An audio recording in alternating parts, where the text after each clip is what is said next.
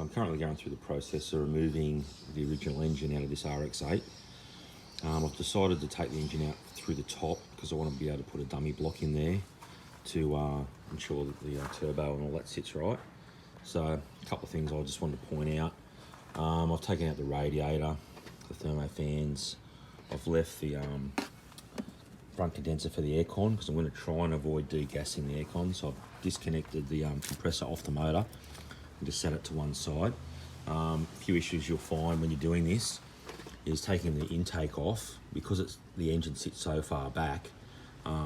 It's really hard to get to the back bolts, so you need like a extension bar on a ratchet with a swivel head. I've got this one off, so just to get to these rear bolts. Also, I wasn't aware when I was initially pulling it apart, your oil filler is also totally incorporated into your top intake, so you have to undo that before it'll come out as well. Another issue is obviously trying to get to the rear bolts that hold the gearbox to the motor. What I did, I just took out the engine mounts from either side. Not the engine mounts, just the rubbers, and dropped the engine about 2 inches, which gave me a bit more clearance. I also had to take off the oil filter so that it would give me some access through to the bolts, and also undid the slave cylinder. I was able to undo 2 of the gearbox bolts from the top, and I got the rest from underneath just with extension bars. Where I'm at the moment, it's pretty well disconnected. I've just got to disconnect the exhaust manifold from the exhaust and I'll be able to pull the engine out. Managed to get the RX8 engine out, and I've now got my dummy block in. As you can see, the FC engine is side mounted. On the right hand side, I've just used an adapter plate with the original mount and just had a custom one done on the left hand side. Looks like I've already got an issue with the lower intake fouling on the firewall there, so I'm going to have to try and do something about that, but I'm slowly making progress. So the front timing cover's gone on without too much drama. The front stack of the FC went on okay. The only thing that needed to be done is in behind the front nut.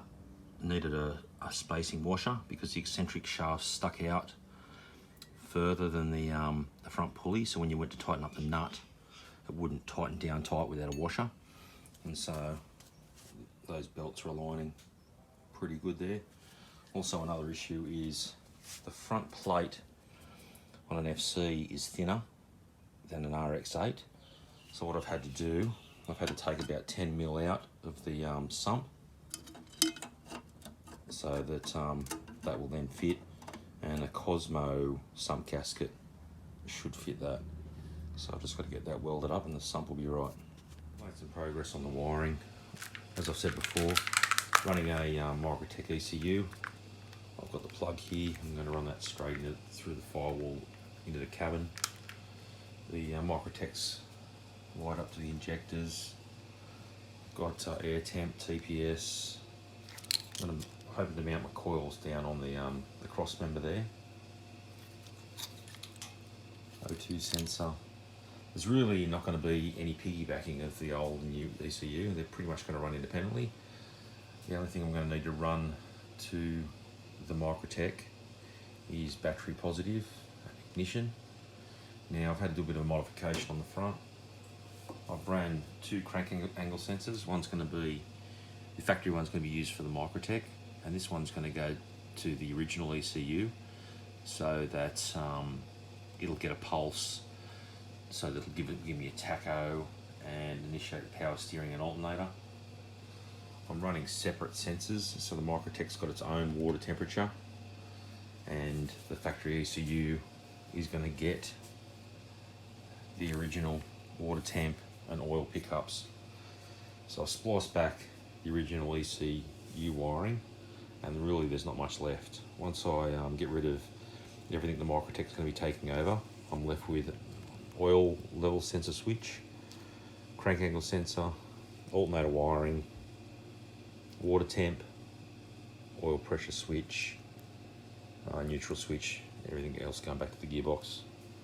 So my next project is to put this loom into the car and extend it. this loom normally runs sort of straight over here, but I don't want to do that because of the heat from the turbo. So I'm going to run it along the firewall and in around the back, so I'll have to extend some of those wires. So that's my next project. So some of the mods I've had to do to have this engine fit in an Rx8. I want to run the standard Rx8 oil pedestal, but unfortunately with my intake, the oil filter fouled on the throttle body, so I've had some AN fittings put on to the factory pedestal. I was going to run an adapter plate on the factory engine mount, but due to the front plate being thinner on an FC to an Rx8, it fouled. The engine mount failed on the compressor, so I've had a custom engine mount made up, and I've got a bracket so that I can bolt the compressor on the front of the engine. I've ran 2 triggers. One's going to be for the Microtech and the other one's going to be for the factory ECU. So I'll have a tacho, and it'll also start the power steering.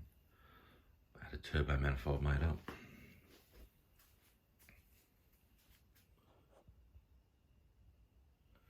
And I'm using a Rotary Works lower intake, which gives me about 20mm extra clearance to the firewall, which I couldn't achieve with a factory manifold. I've also had the vacuum for the brakes moved to the front instead of the back because it was a bit too close to the firewall there. Alright, so I'm about to fit the sump on to this engine. I've used the Rx8 pickup. It doesn't line up perfectly, but I've managed to get it to fit. I've also had to remove the baffle plate out of the sump because once again the front plate's a bit shorter. It's hitting on the inside of the sump, and also I had the sump welded up, shortened and welded up